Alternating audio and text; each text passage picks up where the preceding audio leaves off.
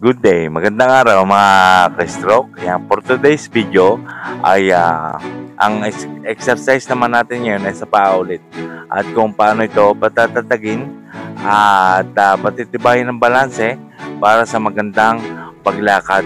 At ipapakita ko na rin sa inyo ang mga sukatan kung paano, gaano katibay na ang inyong balanse.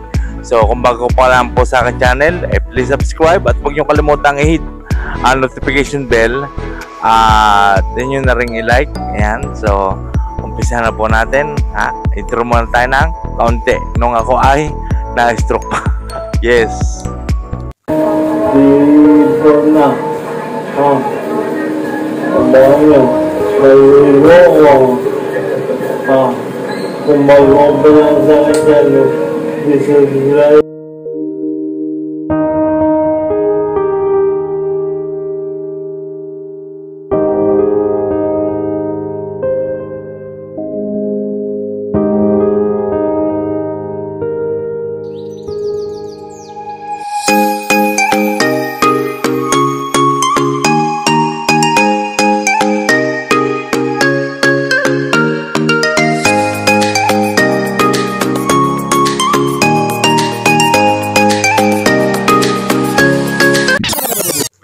So, ganito po ang ating gagawin. Simula sa pagkakaupo ay tayo po hakbang ng isa. Tatayo po, tapos hakbang ng isa, tapos balik sa upuan.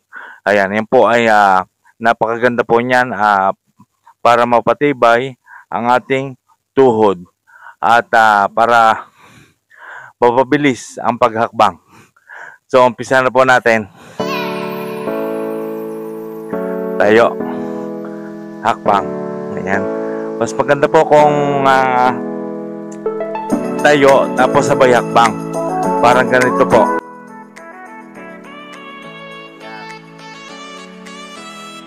Tapos upo ulit. Tayo. Tapos gawin din po natin yon sa malakas na bahagi ng legs. Ayan. Parang ganito po. Tapos upo ulit. Tayo.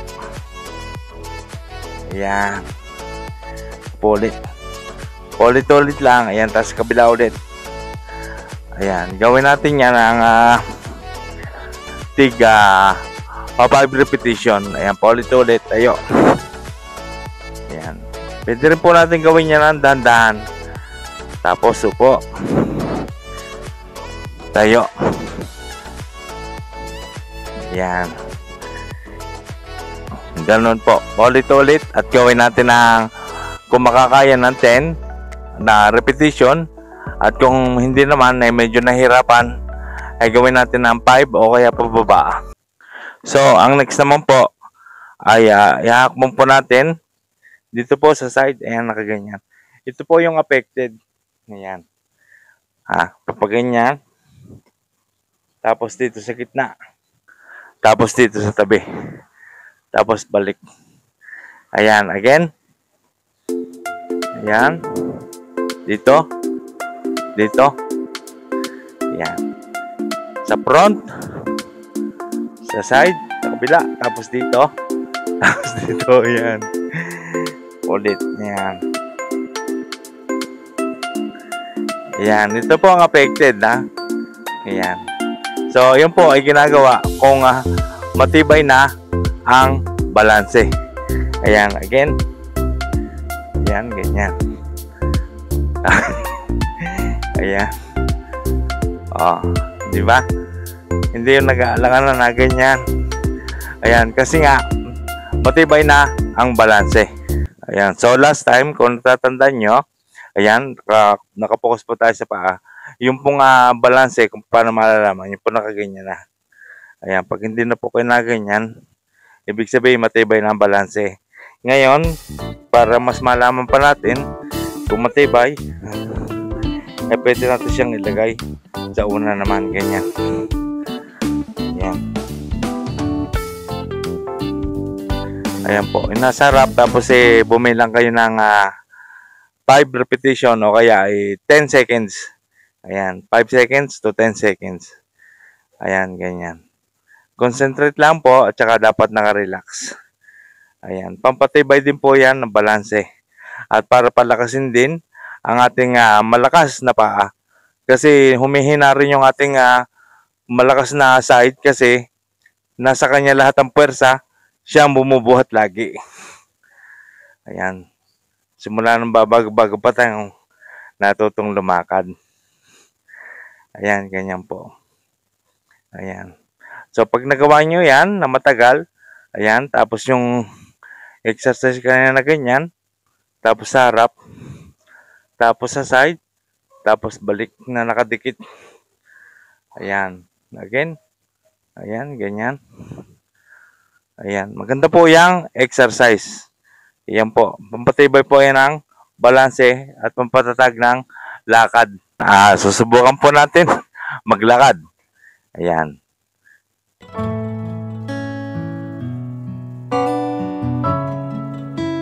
Yon, ganon. Kailangan nakababa din na kamay. Kailangan sumesway. Ayan, may ganyan. Ayan. Sa akin po, hindi pa rin masyado nawawala yung katal eh. Pero, at least naman, ay nakakalakad naman ako ng maayos.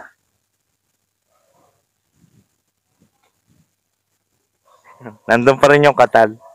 Yan, so practice walking, yun po ang isang magandang technique diyan. Lagi niyo practicein ang paglalakad tapos gawin niyo yung mga ganong exercise at talagang epektibo po 'yan.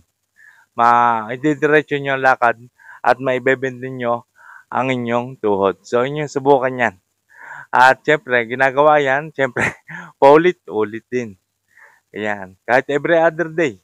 So, ayun, again, yung po pinakita kong exercise ay talagang sadyang epektibo at yan po ay base rin sa aking experience. So, disclaimer po ulit ako po ay hindi doktor o professional physical therapist. Kasi po simula po ako nung na-stroke, nung ako po ay na-therapy, ay talaga pong ako ay nagsaliksik at saka talagang nag-aral kung paano ang talagang effective na para sa stroke, para makarecover. At yan ay yung palang galaw ka ng galaw. So ngayon, meron din tayo mga proseso ng paggalaw. Kailangan ma-exercise din. Kaya nagkakaroon tayo ng mga therapist. Ayan. Ayun din ang ginagawa. Kaya nga lang, yung akin ay talaga nandoon agad sa pinakabuod. Yung talagang ikaw ay lalakas. Pero inuulit ko po, hindi po ganun kadali. Talaga. Kasi itong ating sakit na stroke talagang hindi naman talaga biro talaga itong sakit na ito eh. So, yung pag-recover niya, talagang may katagalan talaga. Lalo na ikaw ay major stroke na kagaya ko, na hemorrhagic o ischemic. Yan. Ay talagang may katagalan ang progress. Tapos yung development ng recovery. Yan.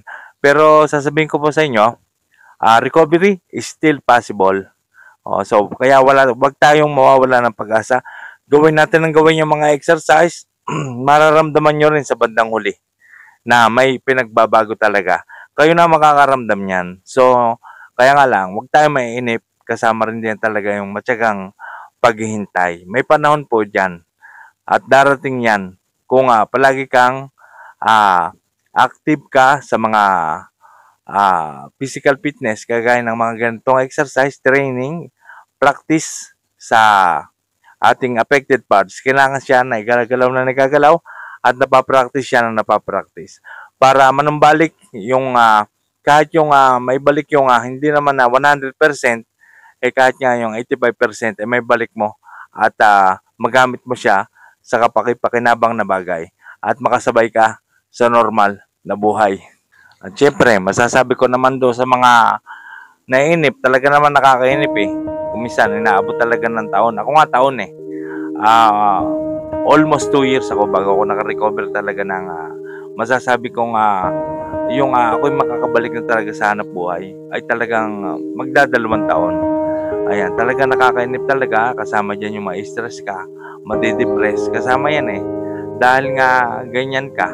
Yung paparamdam mo parang wala ka silbi. Ayan. So, hindi naman kasi ginawa ang problema. para sukuan. Ayan. Sa halip ginawa ito para subukin ang iyong katatagan at pakikipaglaban.